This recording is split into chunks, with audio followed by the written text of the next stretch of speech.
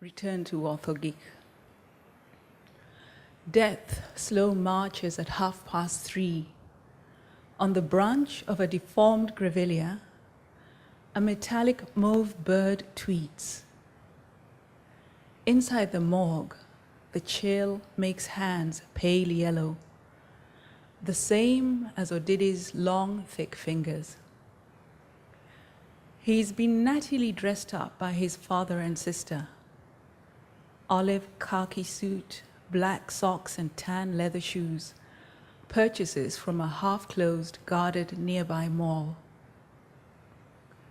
There are rumors of chaos out there, but in this other place, documents signed, all protocol observed, Moses Odidi Oganda is officially dead.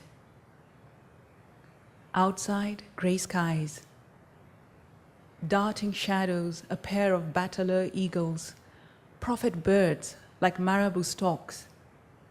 They know when a body is cooling. Savannah birds circling a city tottering on the edge of a chasm. Below, 4 men advance in step towards a white hearse. Red, tattered ribbons flutter from the windows. Arabelle Ajahn Oganda shivers. Breathing into her hand, she hunts and pecks at words, emerges empty. Inside her body, she feels blistered and bruised in hidden places. Eyes on her father's still shiny, always black shoes, shoes that underline his out-of-placeness. Nyipir Oganda is so tall and slender and dark, an old-world dapper in his 1970s coat and 1950s brown leather fedora, with manners to match. As with so many men of Kenya from his time, his mien is genteel colonial, almost Churchillian English, complete with board-stiff upper lip. Baba, an arrangement of letters. What she wants to say is, look, the birds, anything other than that to talk about. A beige wood coffin containing all that remains of his son possesses Nyipir's eyes and voice. Ombe, ombe, ombe, ombe. Baba's guttural breathing of a lullaby. Ajahn moves 1 foot towards the men, stops, head tilted, listening for directions in a now deformed world. Baba. Her mouth forms the word, no sound. Nyipir, Ali Didahada, Dr. Mda, and a snuggle-toothed mortuary attendant lift Odidi's coffin up and slide it into the hearse. Harmony in step. Bruised faces belie their outward peace. There had been a tussle inside the morgue, next to the silver autopsy bay, when Nyipir had said, "I'll take my son home now." Dr. Mda had retorted, "A police case. The cadaver belongs to the state." The sympathetic but superior tenor of a creature with moral advantage. The tone had led Nyipir to grab Dr. Mda's neck and squeeze as a python might. Ali Didahada had sauntered over, watched a bit. He said, "Me? I say there's no case." Dr. Mda's eyes popped. He made a bleating sound. He grumbled to Ali Didahada, "You brought me here to show how this is not a police case."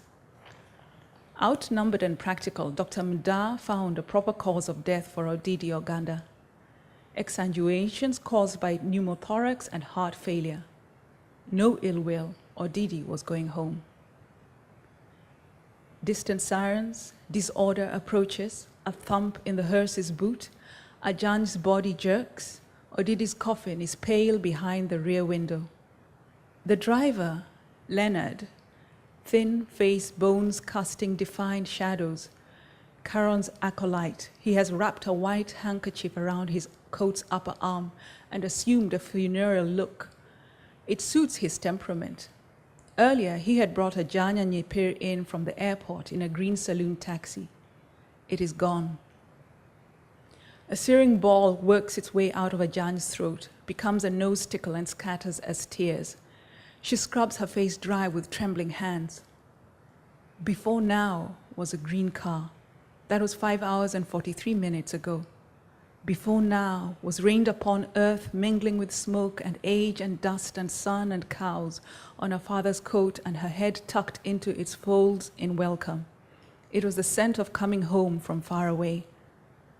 Now is an icy season thick with dread. It's a youthful quartet oozing ragged old clothes smell. Their wet eyes are counterpoint to life's hardened faces. It is an adorned, rough-edged, empty coffin on the ground nearby, next to a shaggy-haired woman in red. A wife, mother, sister? Grief-stripped, soul-bared, panel-beaten features.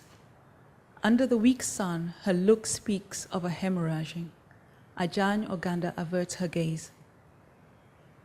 There are no manuals showing safe maps through human messiness. A lethargic white-stripped lizard pauses for something between the tiny yellow flowers of a medicinal weed.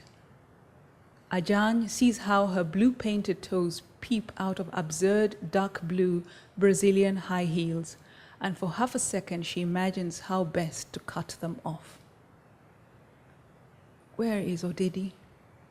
Sorrow gallops in, seizes and inserts itself into her body from the left side.